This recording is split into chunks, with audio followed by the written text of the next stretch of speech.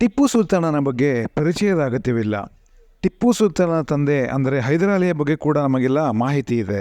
ಆದರೆ ಮೈಸೂರು ಮತ್ತು ಬ್ರಿಟಿಷರ ನಡುವೆ ಉದ್ಭವಿಸಿದ್ದ ಮೈಸೂರಿನ 3ನೇ ಮಹಾಯುದ್ಧದ ಹಿಂದೆ ಇದ್ದಂತಹ ಒಂದು ಪ್ರಬಲವಾದ ರಾಣಿಯ ಬಗ್ಗೆ ನಮಗೆ ಎಷ್ಟರ ಮಟ್ಟಿಗೆ ತಿಳಿದಿದೆ?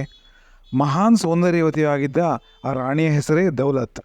ಲೇಖಕರಾದ ವೀರಕೇಸರಿ ಸೀತಾರಾಮ ಶಾಸ್ತ್ರಿಯವರು ದೌಲತ್ ಎನ್ನುವ ಈ ಶ್ರೇಷ್ಠವಾದ ಕಾದಂಬರಿಯ ಮೂಲಕ ಮೈಸೂರು ಸಾಮ್ರಾಜ್ಯದ ಇತಿಹಾಸ, ಸುಲ್ತಾನಿ ರಾಜರುಗಳ ಸಂಸ್ಕೃತಿ, ಹಿಂದೂಸ್ತಾನದಲ್ಲಿ ಮುಸ್ಲಿಂ ದೊರೆಗಳ ದರ್ಬಾರು, ಟಿಪ್ಪು ಸುಲ್ತಾನಿಗೆ ದೌಲತ್ ಬಗೆಗಿನ ಪ್ರೇಮ, ಸೆಳೆತ ಹಾಗೂ ಬಲಹೀನತೆ ಇವೆಲ್ಲವನ್ನೂ ಬಹಳ ಸೊಗಸಾಗಿ ವರ್ಣಿಸಿದ್ದಾರೆ.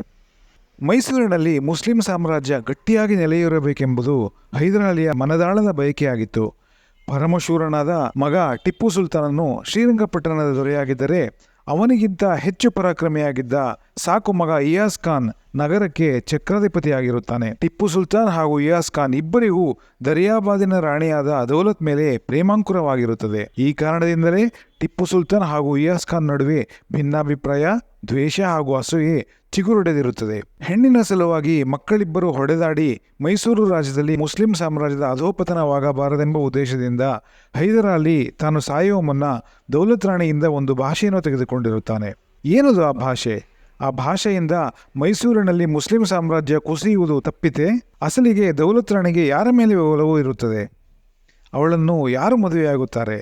ಟಿಪ್ಪು ಸುಲ್ತಾನನೋ ಅಥವಾ ಇಯಾಸ್ ಖಾನನೋ? ಹೈದರಾಲಿಗೆ ಕೊಟ್ಟ ಭಾಷೆಯನ್ನು ದೌಲತ್ ಉಳಿಸುವಳೇ?